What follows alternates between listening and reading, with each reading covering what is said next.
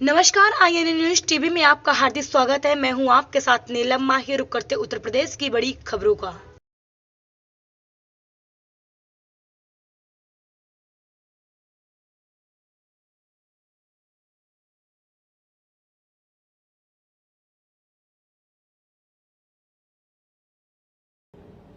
भैया बहनों, आज जाति के आधार पर नहीं, चेहरा देख करके नहीं, आज योजना का लाभ सबका साथ और सबके विकास की भावना के साथ लिया जाता है। हमने चेहरा नहीं देखा और न किसी वर्ग विशेष का तुष्टीकरण किया। हमारी योजनाओं का लाभ हर नागरिक और हर परिवार की सशक्तिकरण का माध्यम बनता है। हमने तुष्टीकरण को नहीं यहां पे पनपने दिया, बल्कि हमने समाज के सशक्तिकरण पर ध्यान दिया और आज उसका परिणाम भी हमारे सामने आ रहा है। आज हम देख रहे हैं प्रदेश के अंदर कोई नहीं कह सकता पिछले 6 वर्ष में 54 लाख गरीबों को एक आवास मिला। कोई नहीं कह सकता कि जाति, मत और मजहब के आधार पर किसी के साथ भेदभाव हुआ हो। योजना का लाभ सबको देंगे। 2 करोड़ 61 लाख गरीबों के शौचालय बनाए गए। 1 करोड़ 75 लाख गरीबों को उज्ज्वला योजना के कनेक्शन दिलाए गए। और अभी तो एक कनेक्शन दिलाए गए, अभी तो दीपावली और होली पर, भाइयों बहनों, दीपावली और होली पर फ्री में रसोई गैस के सिलेंडर भी उपलब्ध करवाने वाले हैं। 10 करोड़ लोगों को उत्तर प्रदेश में आयुष्मान भारत की योजना का लाभ दिया जा रहा है और 15 करोड़ लोग पिछले 3 वर्ष से लगातार फ्री में राशन की सुविधा का लाभ उत्तर प्रदेश के अंदर प्राप्त कर रहा है। भाइयों बहनों, ये डबल इंजन सरकार का करिश्मा यही है। कहीं पर पूर्वांचल एक्सप्रेसवे पूर्वी उत्तर प्रदेश को जोड़ता है, कहीं बुंदेलखंड एक्सप्रेसवे बुंदेलखंड को जोड़ने का कार्य कर रहा है। गंगा एक्सप्रेसवे पर युद्ध स्तर पर कार्य चल रहा है।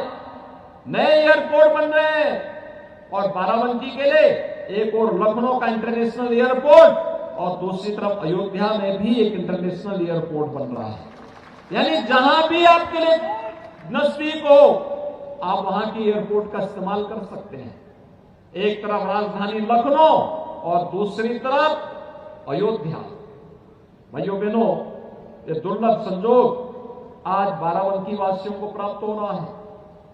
आपने 17 के पहले के अंदर उत्तर प्रदेश के अंदर सरकारों को देखा होगा क्या करती थी। पर्व और त्योहार आते थे, भय और दहशत का माहौल बन जाता था। यहां पर जब भी सावन का महीना आता था, लोलेश्वर नाथ मंदिर में जब लोग दर्शन करने के लिए आते थे, व्यापक पाबंदियां लग जाती थी, कर्फ्यू जैसा दृश्य दिखाई देता था।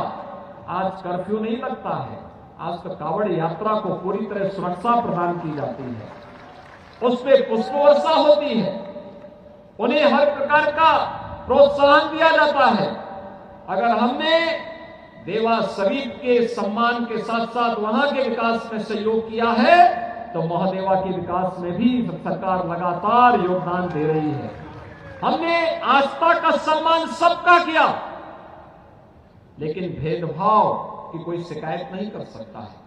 और इसलिए भाइयों बहनों, 17 के पहले के उत्तर प्रदेश आपको भूले नहीं होंगे। क्या स्थितियां थी हमारे नगरों की। ये नगरीय जीवन अर्थव्यवस्था को सुदृढ़ करने का तो माध्यम है ही। आम जनमानस की बुनियादी सुविधाओं को और उनके जीवन स्तर को उठाने का भी एक माध्यम होता है। अच्छी सड़कें मिले, जल निकासी की अच्छी व्यवस्था हो, अच्छी शिक्षा की व्यवस्था हो, स्वास्थ्य की सुविधाएं बेहतर हो, लोगों को शुद्ध पेयजल की सुविधा उपलब्ध हो, कूड़ा कलेक्शन की बेहतर व्यवस्था हो। 17 के पहले की स्थिति क्या थी। हमारे शहर कूड़े के ढेर दिखाई देते थे। किसी भी शहर में जाओ, कूड़े का डंप पड़ा रहता था। यानी शहर की पहचान कूड़े के ढेर से दिखाई देती थी। और आज आपने समाजवादी पार्टी के अध्यक्ष का भी बयान पढ़ा होगा। उनका बयान भी ये कहता है, वो कहते हैं नगर निकाय चुनाव में हमारी रुचि इसलिए नहीं है क्योंकि तो कूड़ा उठाने का चुनाव है। यानी कोड़ा उठाना उनको ये लगता है जैसे उनकी प्रतिष्ठा की विपरीत है। एक व्यक्ति जो उत्तर प्रदेश जैसे राज्य का मुख्यमंत्री रहा हो, उनके द्वारा इस प्रकार के हल्के शब्दों का इस्तेमाल करना, और भाइयों बहनों वह तब जब उत्तर प्रदेश के अंदर 6 करोड़ लोग नगरीय जीवन में निवास करते हैं, नगरीय क्षेत्रों में निवास करते हैं। ये इन 6 करोड़ लोगों का अपमान है, इन मतदाताओं का अपमान करने का प्रयास हो रहा है। ये कोड़ा नहीं, ये सपा बसपा के कचड़े को साफ करने का चुनाव है, उनकी गंदगी को सफाई करने का, उनकी अराजकता कर उनकी अवसरवादिता को साफ करने का चुनाव है। और इसीलिए इस सफाई अभियान के साथ हम लोगों ने और प्रधानमंत्री मोदी जी ने स्वच्छ भारत मिशन का अभियान भी चलाया।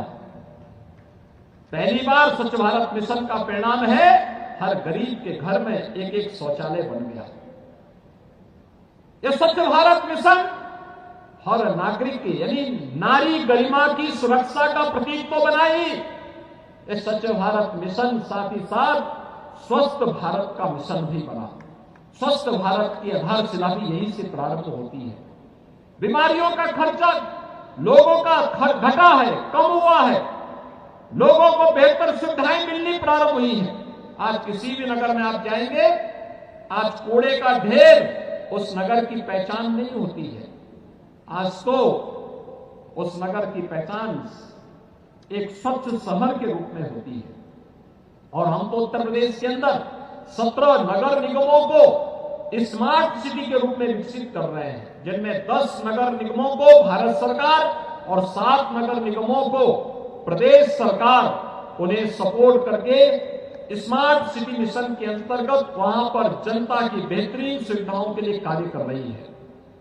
भाइयों बहनों, 2017 के पहले हमारे शहरों में शोधों का आतंक हुआ करता था। बेटियां स्कूल नहीं जा पाती थी, महिलाएं बाजार नहीं जा पाती थी, व्यापारियों से रंगदारी वसूली होती थी, कोई व्यक्ति घर के बाहर निकला वो वापस आ सके इसकी कोई गारंटी नहीं थी।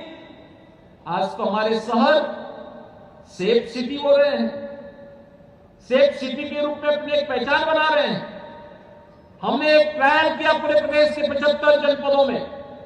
जब कोरोना कालखंड में हमें एक एक चीज की मॉनिटरिंग करनी थी, हर जिले में हमने integrated command and control centre तैयार किए थे। एक कमांड एंड कंट्रोल सेंटर उस जिले के अंदर कोरोना प्रबंधन के कार्य की मॉनिटरिंग कर रही थी। और भाइयों बहनों, अब यही कमांड एंड कंट्रोल सेंटर हमारे शहरी जीवन की आधारशिला में व्यापक परिवर्तन का माध्यम बनने जा रही है। हम उसे सेफ सिटी में भी जोड़ेंगे, डोर टू डोर कूड़ा कलेक्शन में भी करेंगे, और उसका इस्तेमाल हम लोग शहरी क्षेत्र में जनता की अन्य सुविधाओं को मॉनिटरिंग करने में भी करने जा रहे हैं। व्यापारी रंगदारी देता था, आज व्यापारी को 10 लाख रुपए की सुरक्षा बीमा का कवर हमारी सरकार ने दिया है। और भाइयों बहनों, यही नहीं, पटरी व्यवसायियों को पीएम स्वनिधि योजना के साथ जोड़ने का कार्य हुआ है। पीएम स्वनिधि योजना में बैंकों से ब्याज मुक्त ऋण उपलब्ध करवाकर उन्हें आर्थिक स्वावलंबन की ओर अग्रसर करने का कार्य हो रहा है। आज कोई अपराधी और कोई माफिया सीना तान करके नहीं चल सकता।